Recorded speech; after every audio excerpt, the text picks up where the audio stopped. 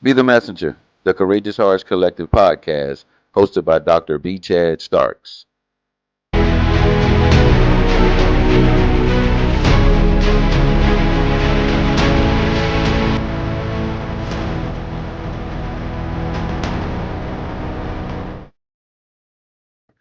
Peace, power, and purpose, family.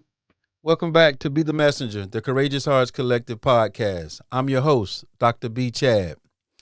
Last session, I just want to express my gratitude to those of you that took the challenge in the episode where we discussed how our truth can heal. The first step that you took is probably the most important on this journey is becoming a messenger. Being able to sit in your truth, and hopefully you took the challenge of saying it out loud in the mirror, saying it out loud to a voice recorder, pulling out your pen and pad and journaling about it, or even having a close, intimate conversation with a colleague or friend. Just want to thank you for indulging, showing up for me, and showing up for yourself. You took the first step of realizing that silence is a wound and telling your truth can heal. Now, here comes the harder question and probably the most challenging. What do we do next now that we have named it, now that we have labeled it? We've addressed, we see the wound, we've labeled it, we called it out. Who's responsible for the repair? How do we fix it? What are the steps that we need to take to heal from it? This is the next phase of the identity pillar, the identity construct that we're going to discuss today. And I am happy to say that this is not about any external institution. This is not about any other institution or family or school or religion or even community. This is the empowerment piece. The title of Mini-Sode 2 is that you is where the healing begins. The healing starts with you. And it's your responsibility to heal, to take advantage of it.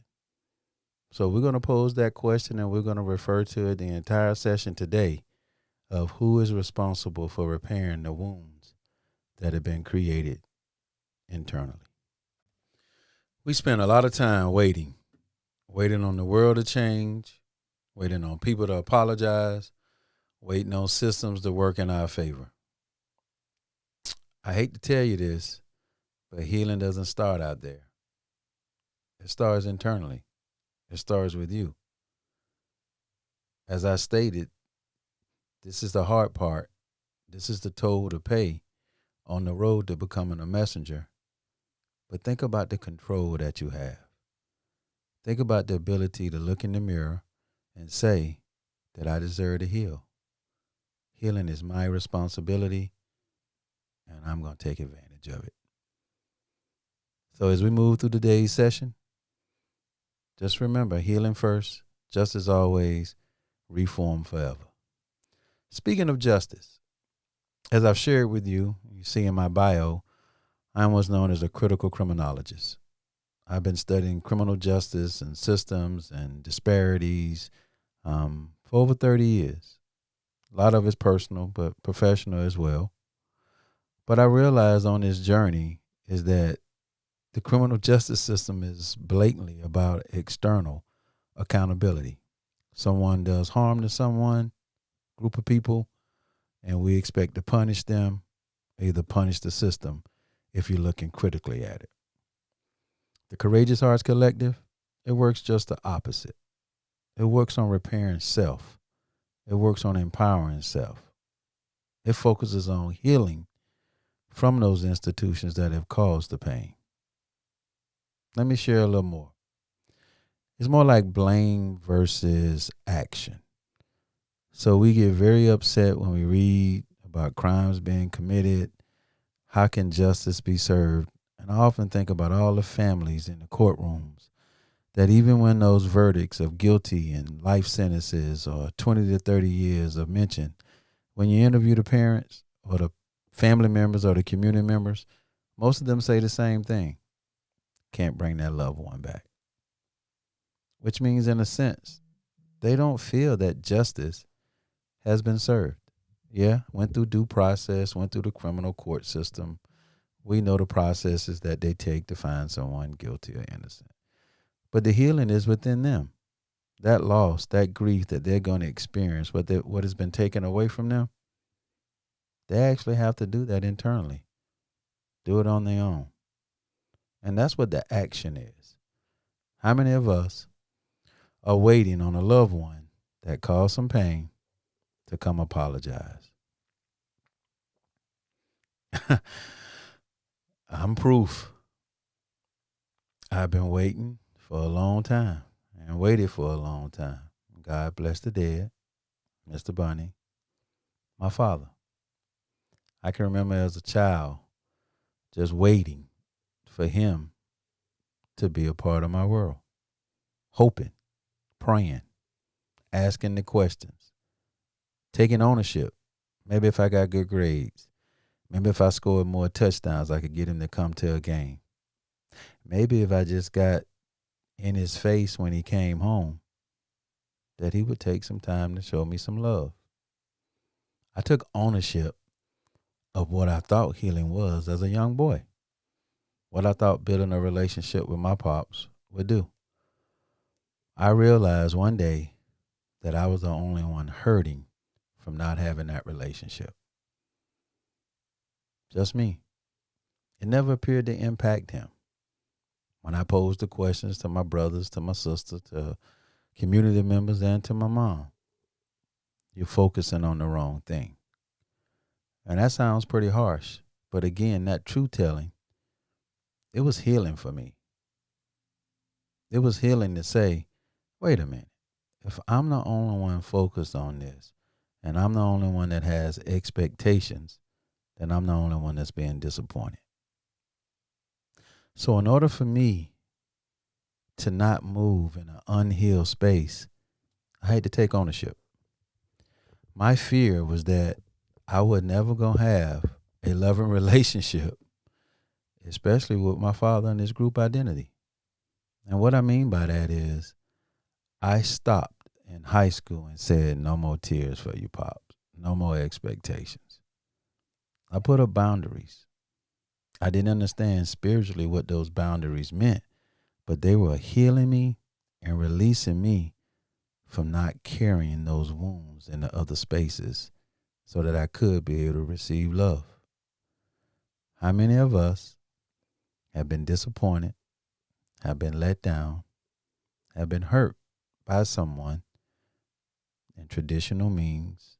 Their responsibility was to love you just by you showing up, and they didn't. And you got hurt. And you blamed them for the hurt, for the lack of love, the neglect, the attention, not showing up. You blame them. That's the victim space, correct? Deservingly so. But as we mentioned in our first episode, we move from victim to survivor to messenger. And that's what healing those wounds are going to afford you. I was afraid that if I didn't heal, then how was I going to see the next loving opportunity coming my way? How many of us are still in the past while walking contemporarily in the present, or even planning for the future love that God has in store for you? So much freedom in the liberation of stepping away from the expectation of the oppressor to free you. What I mean is the freedom that you get from not expecting and healing from the person that has caused the pain.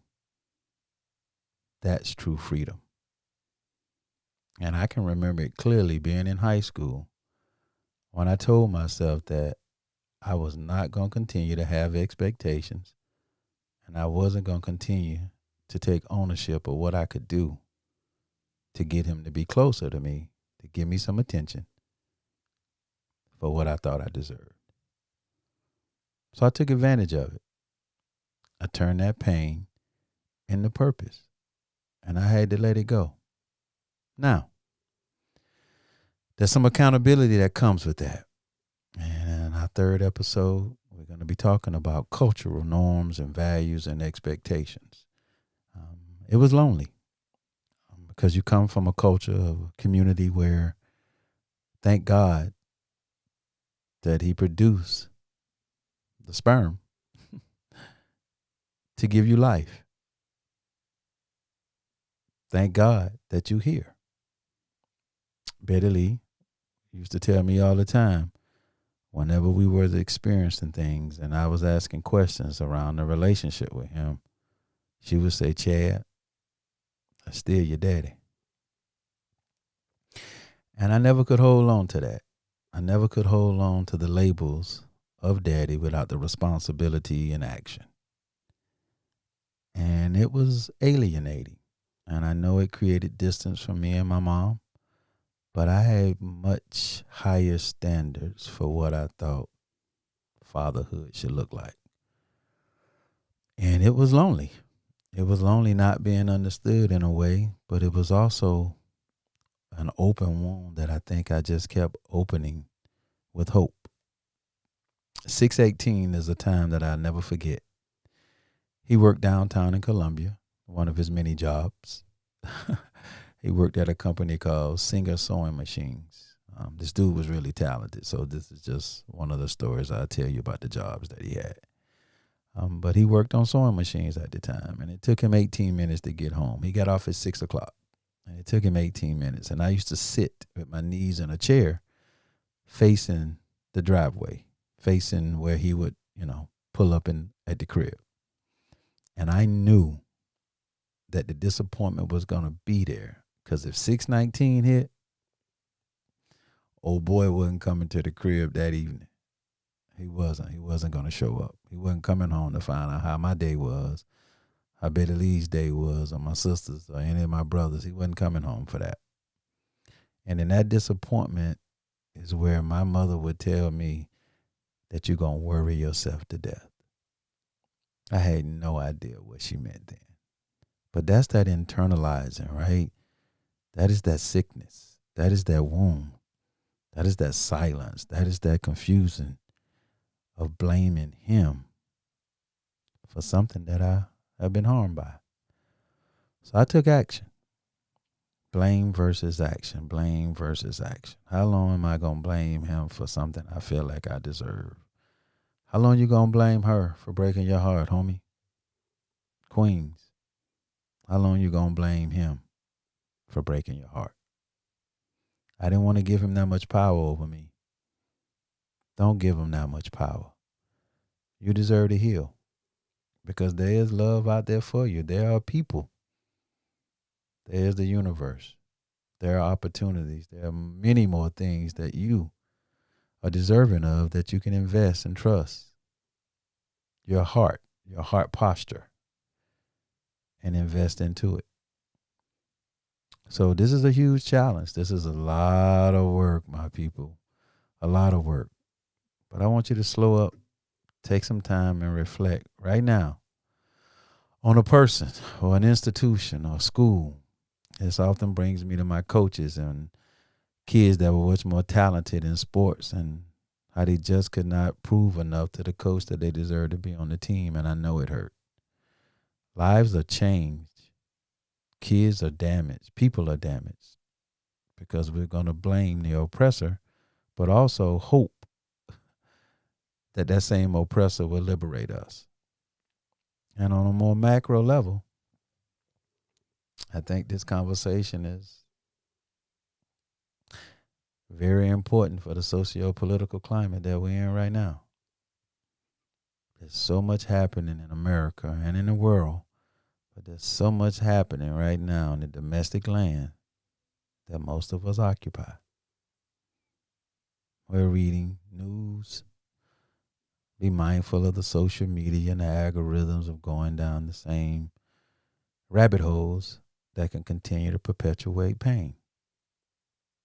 And how many of us have the hope that someone, some political party, some system, some organization is going to show up to heal you? How many of us? Lots. I have the conversations personally and professionally with my colleagues. What we gonna do, B? What you think gonna happen? Well, I'm here. I know what I'm gonna do. I'm gonna come here and I'm gonna ask us to heal. Healing first, justice always, reform forever. Let's talk about healing. Healing is a skill. Here at the Courageous Hearts Collective, we're not pushing back on any previous or culturally identifiers of what healing is. We want to offer a way of reframing and contributing to some others in the way they see healing. We want to see healing as a discipline. Healing is a skill, something that you practice daily, more than one time daily. Some religions do that, right? Where they are praying more than one time a day and nothing gets them off the beaten path. My mother, I used to question like how strong she was and how could she make it and have a smile on her face. It was her faith. It was her belief system. But she also put it into action. I vividly can see her going to bed every night, closing her eyes, getting down, kneeling down, knees on the ground, leaning over into the bed, elbows parallel, hands clenched. And she prayed every night. Chad Starks, did you say your prayers before you go to bed? So unconsciously, you think about some of the ways that your family, your culture has already taught you ways of healing, learning how to pray. But it's the consistency in the approach to healing. It's the discipline. What do you do when you have a speed bump? When something sets you back, hurts your feelings, you get disappointment. Do you meditate? Do you journal? Do you grab your voice recorder and just express your feelings because it's cathartic? Do you hop on the phone and call a loved one? That allows you not to internalize it and also give you some habits, some practices of addressing the pain and the wounds. It's like a muscle that you must build. I once was an athlete. I went to college and played football, and I can remember my first day of camp. Played defensive back, and I couldn't backpedal. I couldn't. High school was it was a different life. It's like I could run around and make plays, but that's neither here nor there. But I get to walk for college, and I can't backpedal. So I take the humility route, and I watch my teammates, and I had to learn my stance from one of my frat brothers now. And one of my teammates, I had to learn how to backpedal. Set of the best feet I ever seen on the corner live in person. And I copied and pasted. And I went to practice early, and I practiced how to get into a cornerback, defensive back stance. I can remember having a mirror in my bedroom, in my dorm room at Wofford. And I used to open that mirror, and I actually used to practice getting my shoulders relaxed, making sure my feet were parallel with my shoulders, getting a base stance. I would walk in front of some students in the dorm room, some teammates, some not, and I would practice my stance. And they would laugh and say, "Boy, you silly. Get out the way, Starks. We got to go." But it was the practice. It was the consistency. It was the discipline to want to be great. And athletes, they take that approach. They take that approach consistently every day, putting those muscles in a way to grow, to get stronger. And that's what healing is. You practice healing, it becomes a norm, and the consistency, it builds strength. And that leads me to the devotional. So, a shameless plug, The Courageous Hearts, a 52-week devotional guide to social justice through self-development.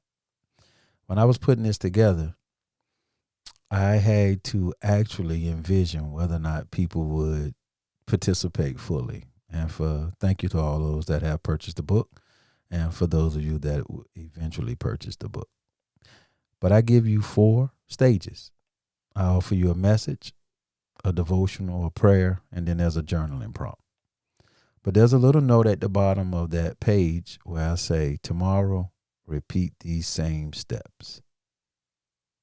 For the next 6 days, repeat these same steps, which means that this become a normal routine in your life using this devotional guide for 52 weeks, but more like 365 days. Because we're talking about healing first, just as always, reform forever. We're talking about transformation.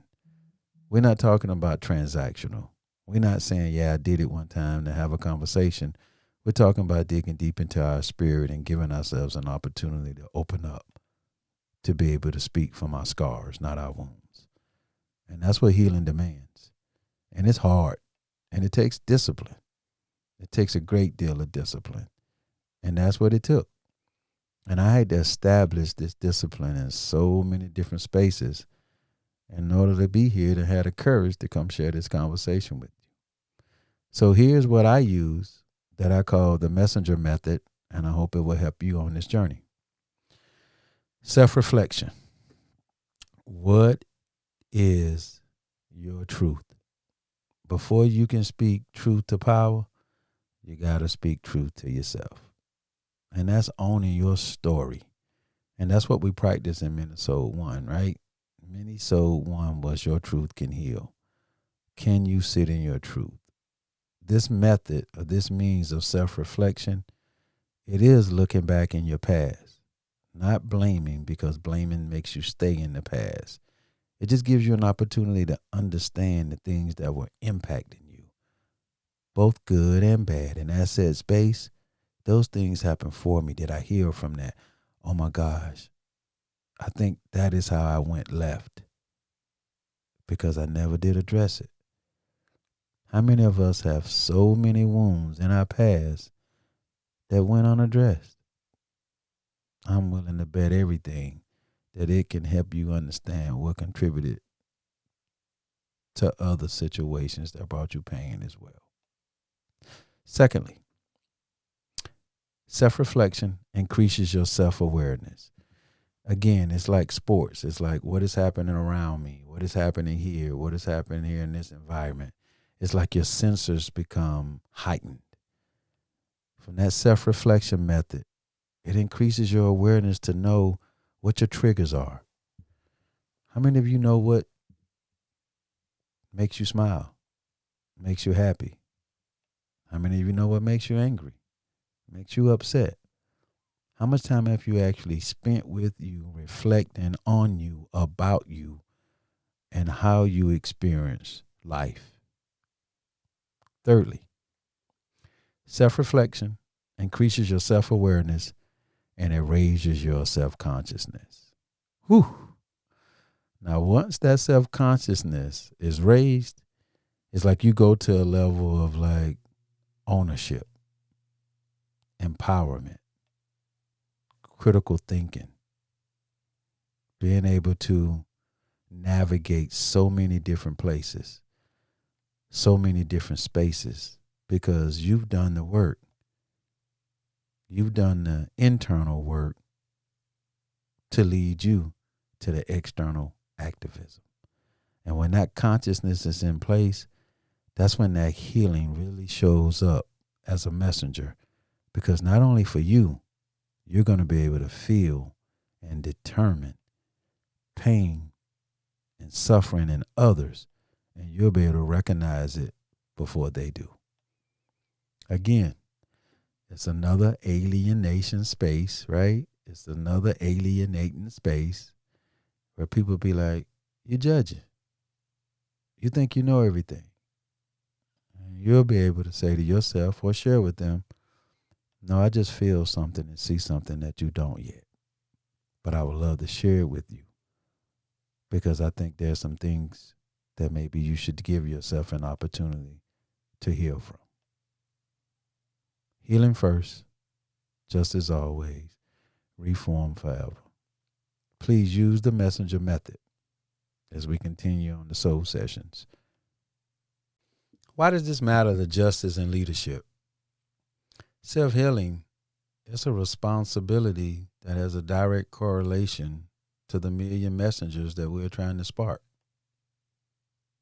When there's no healing, justice is often fueled by pain, anger, frustration, and is very reactive. And most often, that's what creates the burnout. I have seen so many great ideas, so many people, the P word in the justice work is just so passionate about it. And so many people come in wearing their emotions on their sleeves. And then you can easily recognize in that discovery stage, in the phase of the work is who you're working with, that you can sense the pain. You can sense that they haven't healed. Yeah, and they want you to say, well, I care about these issues. I am concerned about these issues. As soon as you pose the question about their healing approaches and how they've dealt with their own wounds, and they look at you as they say, this isn't about me. And I always frame it too. We're talking about marginalized groups, people that have been disappointed, hurt by systems, by people, by family, by communities, by government. How are you going to prepare them if you haven't prepared yourself? That's that walking across the street, knowing what's over there, but staying in your own side of the street and healing but understanding you before you go. Healing with justice isn't reactionary, isn't temporary. That's transformation. And that's what the Courageous Hearts Collective is seeking. We are seeking transformation. We are starting with individuals, pointing out the pain, the places where we need healing, moving from victim to survivor to messenger. So just take a deep breath and understand what I'm sharing here is that it starts with you. And we've taken the first step. But the second step is the discipline, the daily practices, the hourly practices, figuring it out what part of the messenger method that you can use to get on your healing journey. And it matters because your healing is a part of what justice demands. And there are no exceptions. This is the only way. And if you think about it from a worthiness space, instead of, oh, my heart goes out to those people, you get blessed and you're worthy to do this work. And that's what we want to stress. Like, it's a gift. But this gift can be crafted. It can be a skill. You can work on your discipline to heal, to create your survivor guide for someone else, and stay on this road as a messenger. We need you, but we need you whole, not shattered, not broken. So let's put the work in. So just like we did in Mini-Sode 1, Your Truth Can Heal, where you actually spoke power, you actually spoke your truth out loud. Well, I have another one. If you will accept this week, and please do it privately. What reflection, what self-reflection method will you take this week? And if you don't mind, I'd like to ask for you to share some in the comments. Will it be a prayer? Will you meditate? Will you journal? What small step this week can you take to begin your healing journal? This is your journey. And this is the first step, the most important step on the road to becoming a messenger. So I'm asking you, share with me a little bit. If any of this resonates with you, please share this episode. Please have conversations. Please comment. Please like. Please subscribe. If you're ready to purchase Courageous Hearts, hit the link up in the bio, and I can get your autographed copy to you, as well as one of those mirrors that you can see yourself and love yourself in. So thank you all for joining in. Mini-Sode 2, Healing Starts With You. Be courageous, be authentic, be love, be the messenger. Healing first, just as always, reform forever. And I see you in Mini-Sode 3, where we move from the internal and we're going to venture into the external and see what culture has for us and the institutions that contribute to us. Thank you.